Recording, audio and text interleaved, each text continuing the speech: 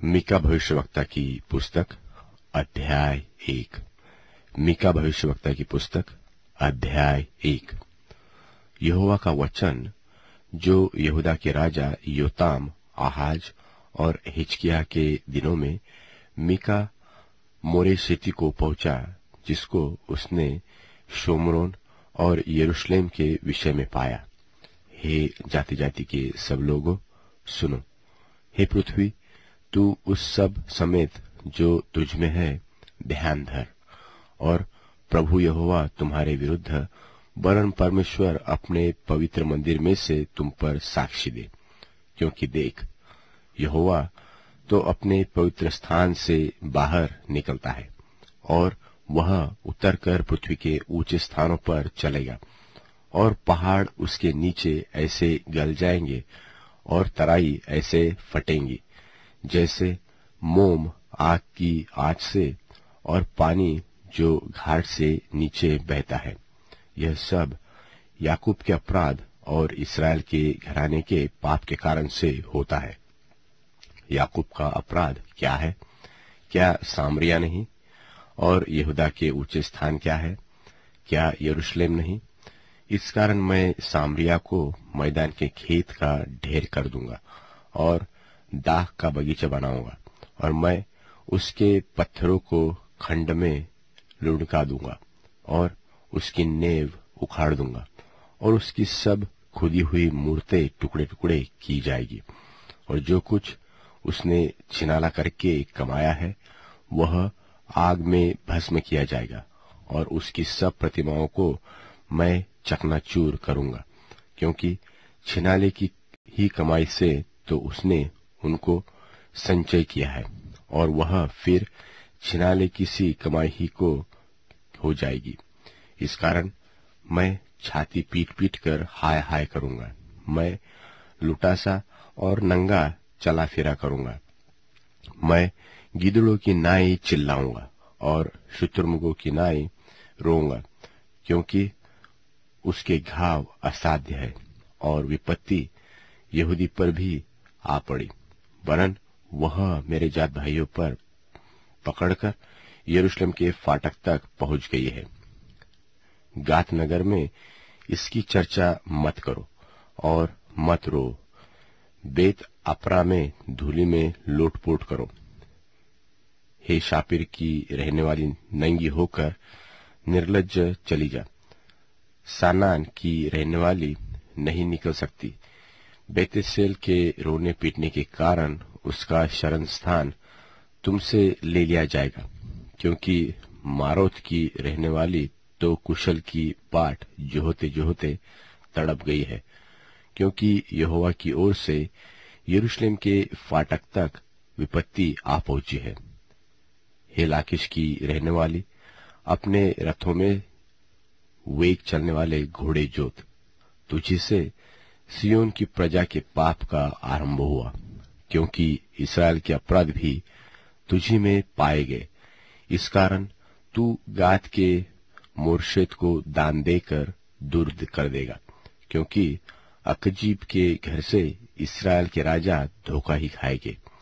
हे Mareshah की रहने वाली, मैं फिर तुझ पर एक अधिकारी ठहराऊंगा, और इस्राएल के प्रतिष्ठित लोगों को अदुल्लाम में आना पड़ेगा। अपने दुलारे लड़कों के लिए अपना केश कटवाकर सिर मुंडा, वरन अपना पूरा सिर गिद्ध के समान गंजा कर दे, क्योंकि वे बंधुए होकर तेरे पास से चले गए हैं। मीका भविष्यवक्ता की पुस्तक अध्याय 2। मीका भविष्यवक्ता की पुस्तक अध्याय 2। हाय उन पर जो बिछौने पर पड़े हुए बुराइयों के उपाय की कल्पना करते और दुष्ट कर्म की इच्छा रखते हैं। बलवंत होने के कारण भोर को दिन निकलते ही वे उसको पूरा करते हैं, और वे खेतों का लालच करके उन्हें छीन लेते हैं, और घरों का लालच करके उन्हें भी ले लेते हैं, और उसके घराने समेत पुरुष पर और उसके निज भाग समेत किसी पुरुष पर अंधेर और अत्याचार करते हैं। इस कारण यहोवा यो कहता है कि मैं इस कुल पर ऐसी विपत्ति डालने की कल्पना करता हूं जिसके नीचे से तुम अपनी गर्दन हटा न सकोगे, न अपने सिर ऊंचा कर पाएंगे, क्योंकि वह विपत्ति का समय होगा। उस समय यह अत्यंत शोक का गीत दृष्टांत की रीति पर गाया जाएगा कि हम तो सर्वनाश हो गए, वह मेरे लोगों के भाग को बिगाड़ता है। हाय, वह उसे मुझसे कितनी ही दूर कर देता है। वह हमारे खेत बलवा करने वाले को दे देता है। इस कारण तेरा ऐसा कोई न होगा जो यहोवा की मंडली में चिट्ठी डालकर नापने की डोरी डाले। बकवासी कहा करते हैं कि बकवास न करो, इन बातों के लिए न कहा करो। ऐसे लोगों में से अप्रतिष्ठा जाति न रहेगी। हे याकूब के घराने, क्या यह कहा जाए कि यहोवा का आत्मा अधीर हो गया है? क्या ये काम उसी के किए हुए है? क्या मेरे वचनों से उसका भला नहीं होता जो सिधाई से चलता है? परंतु कल की बात है कि मेरी प्रजा शत्रु बनकर मेरे विरुद्ध उठी है। तुम शांत और भोले भाले राहियों के जो लड़ाई का विचार न करके निधड़क चल रहे हैं, उनके तन से चादर छीन लेते हो। मेरी प्रजा की स्त्रियों को तुम उनके सुखधामों से निकाल देते हो और उनके नन्हे बच्चों से तुम मेरी दी हुई उत्तम वस्तुएं सर्वदा के लिए छीन लेते हो। उठो, चले जाओ, क्योंकि यह तुम्हारा विश्राम स्थान नहीं है। इसका कारण वह अशुद्धता है जो कठिन दुख के साथ तुम्हारा नाश करेगी। यदि कोई झूठी आत्मा से चलता हुआ यह झूठी बात कहे कि मैं तुमसे नित्य दाख मधु और मदिरा का वचन सुनाता रहूंगा, तो वही इन लोगों का भविष्यवक्ता ठहरेगा। हे याकूब, मैं निश्चय तुम सबों को इकट्ठा करूंगा। मैं इस्राएल के बचे हुओं को निश्चय इकट्ठा करूंगा। बासरा की भेड़ बकरियों की नाई एक संग रखूंगा। उस झुंड की नाई जो अच्छी चराई में हो, वे मनुष्यों की बहुतायत के मारे कोलाहल मचाएंगे। उनके आगे आगे बाड़े का तोड़ने वाला गया है, इसलिए वे भी उसे तोड़ रहे हैं और फाटक से होकर निकल जा रहे हैं। उनका राजा उनके आगे आगे गया, अर्थात यहोवा उनका सरदार और अगुवा है। मीका भविष्यवक्ता की पुस्तक अध्याय 3। मीका भविष्यवक्ता की पुस्तक अध्याय 3। और मैंने कहा, हे याकूब के प्रधानों, हे इस्राएल के घराने के न्यायियों, सुनो। क्या न्याय का भेद जानना तुम्हारा काम नहीं? तुम तो भलाई से बैर और बुराई से प्रीति रखते हो। मानो तुम लोगों पर से उनकी खाल और उनकी हड्डियों पर से उनका मांस उधेड़ लेते हो, वरन तुम मेरे लोगों का मांस खा भी लेते और उनकी खाल उधेड़ते हो। तुम उनकी हड्डियों को हांडी में पकाने के लिए तोड़ डालते हो और उनका मांस हंडे में पकाने के लिए टुकड़े टुकड़े करते हो। वे उस समय यहोवा की दुहाई देंगे, परंतु वह उनकी न सुनेगा, वरन उस समय वह उनके बुरे कामों के कारण उनसे मुंह फेर लेगा। यहोवा का यह वचन है कि जो भविष्यवक्ता मेरी प्रजा को भटका देते और अपने दांतों से काटकर शांति शांति पुकारते हैं, और जो कोई उनके मुंह में कुछ नहीं देता, उसके विरुद्ध युद्ध करने को तैयार हो जाते हैं। इस कारण ऐसी रात तुम पर आएगी कि तुम को दर्शन न मिलेगा और तुम ऐसे अंधकार में पड़ोगे कि भावी न कह सकोगे। और भविष्यवक्ताओं के लिए सूर्य अस्त होगा और दिन रहते रहते अंधियारा हो जाएगा और दर्शी लज्जित होंगे और भावी कहने वालों के मुंह काले होंगे, और वे सब के सब इसलिए अपने ओठों को ढांपेंगे कि यहोवा की ओर से उत्तर नहीं मिलता। परंतु मैं तो यहोवा की आत्मा से शक्ति, न्याय और पराक्रम पाकर परिपूर्ण हूं कि मैं याकूब को उसका अपराध और इसराइल को उसका पाप जता सकूं। हे याकूब के घराने के प्रधानों, हे इसराइल के घराने के न्यायियों, हे न्याय से घृणा करने वालों और सब सीधी बातों को टेढ़ी मेढ़ी करने वालों, यह बात सुनो। वे तो सिय्योन को हत्या करके और यरूशलेम को कुटिलता करके दृढ़ करते हैं। उसके प्रधान घूस ले लेकर विचार करते और याजक दाम ले लेकर व्यवस्था देते हैं और भविष्यवक्ता रुपए के लिए भावी कहते हैं।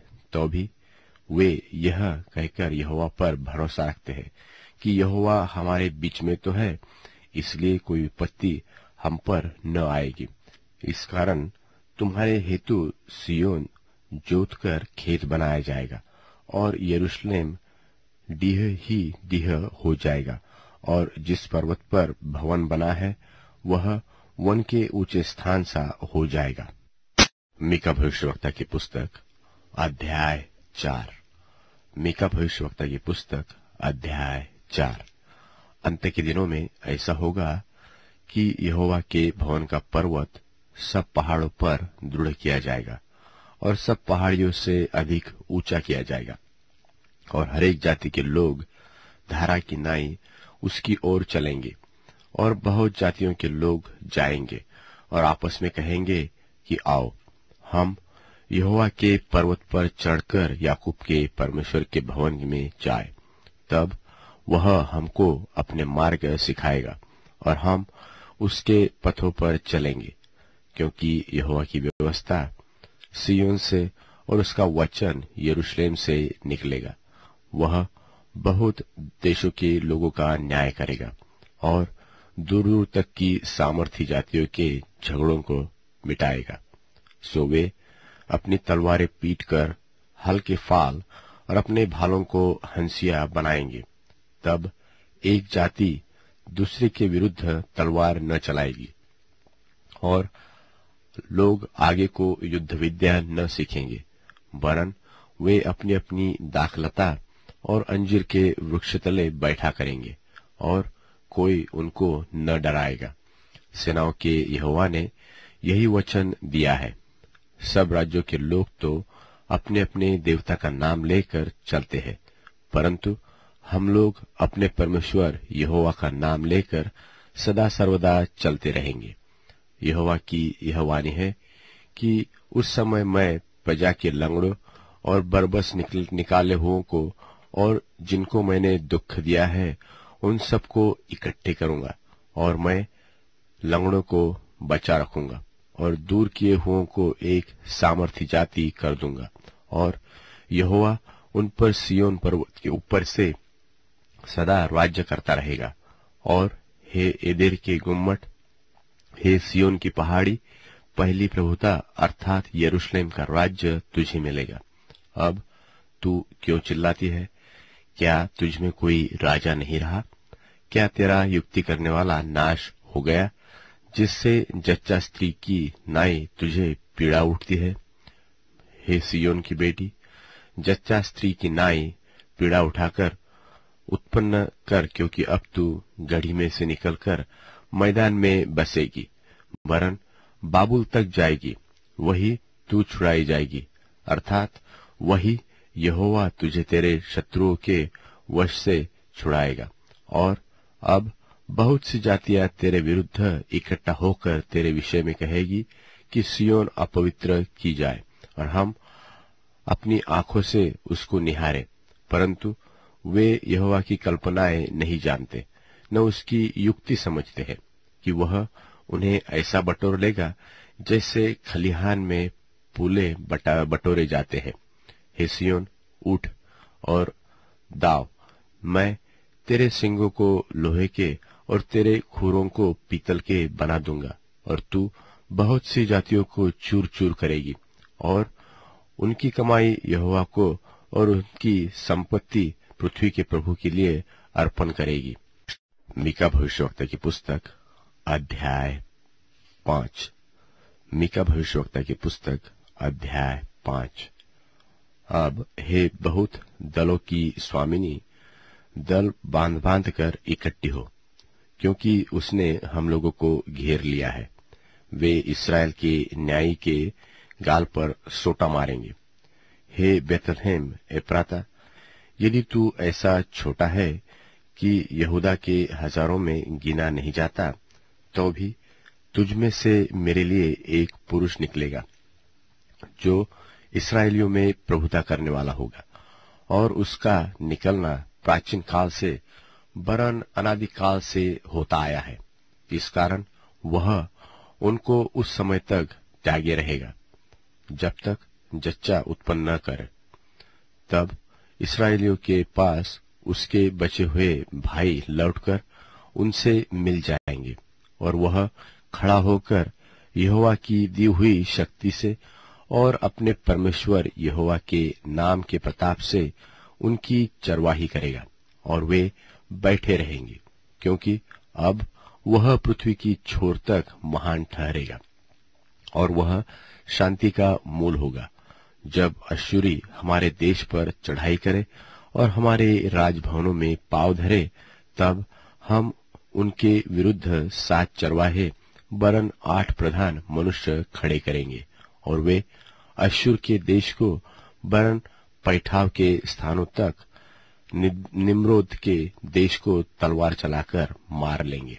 और जब अश्शूरी लोग हमारे देश में आए और उसके सिवाने के भीतर पांव धरे, तब वही पुरुष हमको उनसे बचाएगा, और याकूब के बचे हुए लोग बहुत राज्यों के बीच ऐसा काम करेंगे जैसा यहोवा की ओर से पड़ने वाली ओस और घास पर की वर्षा, जो किसी के लिए नहीं ठहरती और मनुष्यों की बाट नहीं जो होती। और याकूब के बचे हुए लोग जातियों में और देश देश के लोगों के बीच ऐसे होंगे जैसे वन पशुओं में सिंह व भेड़ बकरियों के झुंडों में जवान सिंह होता है, कि यदि वह उनके बीच में से जाए तो लताड़ता और फाड़ता जाएगा, और कोई बचा न सकेगा। तेरा हाथ तेरे द्रोहियों पर पड़े, और तेरे सब शत्रु नाश हो जाए।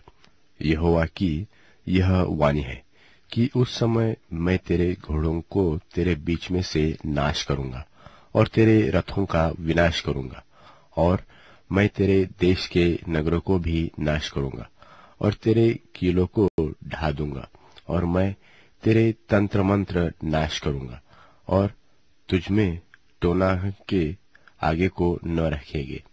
और मैं तेरी खुदी हुई मूर्तें और तेरी लाठें तेरे बीच में से नाश करूंगा, और तू आगे को अपने हाथ की बनाई हुई वस्तुओं को दंडवत न करेगा। और मैं तेरी अशेरा नाम मूर्तों को भी भूमि में से उखाड़ डालूंगा, और तेरे नगरों को विनाश करूंगा, और मैं अन्य जातियों से जो मेरा कहा नहीं मानती क्रोध और जलजलाहट के साथ पलटा लूंगा। मीका भविष्यवक्ता की पुस्तक अध्याय 6। मीका भविष्यवक्ता की पुस्तक अध्याय 6। जो बात यहोवा कहता है उसे सुनो, कि उठकर पहाड़ों के सामने वाद विवाद कर, और टीले भी तेरी सुनने पाए। हे पहाड़ों और हे पृथ्वी की अटल नेव, यहोवा का वाद विवाद सुनो, क्योंकि यहोवा का अपनी प्रजा के साथ मुकद्दमा है, और वह इसराइल से वाद विवाद करता है।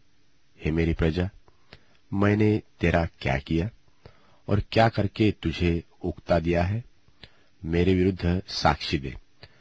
मैं तो तुझे मिस्र देश से निकाल ले आया, और दासत्व के घर में से तुझे छुड़ा लाया, और तेरी अगुवाई करने को मूसा, हारून और मरियम को भेज दिया। हे मेरी प्रजा, स्मरण कर कि मोआब के राजा बालाक ने तेरे विरुद्ध कौन सी युक्ति की, और बोर के पुत्र बिलाम ने उसको क्या सम्मति दी।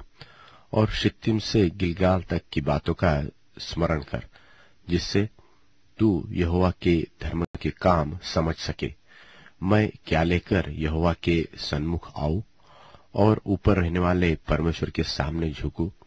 क्या मैं होम बलि के लिए 1-1 वर्ष के बछड़े लेकर उसके सन्मुख आऊं? क्या यहोवा हजारों मेंढों से वह तेल की लाखों नदियों से प्रसन्न होगा? क्या मैं अपने अपराध के प्रायश्चित्त में अपने पहलौठे को व अपने पाप के बदले में अपने जन्माए हुए किसी को दूं? हे मनुष्य, वह तुझे बता चुका है कि अच्छा क्या है, और यहोवा तुझसे इसको छोड़ और क्या चाहता है कि तू न्याय से काम करे और कृपा से प्रीति रखे और अपने परमेश्वर के संग संग नम्रता से चले। यहोवा इस नगर को पुकारता है और बुद्धि तेरे नाम का भय मानेगी। राजदंड की और जो उसे देने वाला है उसकी बात सुनो। क्या अब तक दुष्ट के घर में दुष्टता से पाया हुआ धन और छोटा एपा घृणित नहीं है? क्या मैं कपट का तराजू और घटपड़ के बटखरों की थैली लेकर पवित्र ठहर सकता हूँ? यहाँ के धनवान लोग उपद्रव का काम देखा करते हैं और यहाँ के सब रहने वाले झूठ बोलते हैं और उनके मुंह से छल की बातें निकलती है। इस कारण मैं तुझे मारते मारते बहुत ही घायल करता और तेरे पापों के कारण तुझको उजाड़ डालता हूँ। तू खाएगा परंतु तृप्त न होगा, तेरा पेट जलता ही रहेगा और तू अपनी संपत्ति लेकर चलेगा परंतु न बचा सकेगा, और जो कुछ तू बचा भी ले उसको मैं तलवार चलाकर लुटवा दूंगा।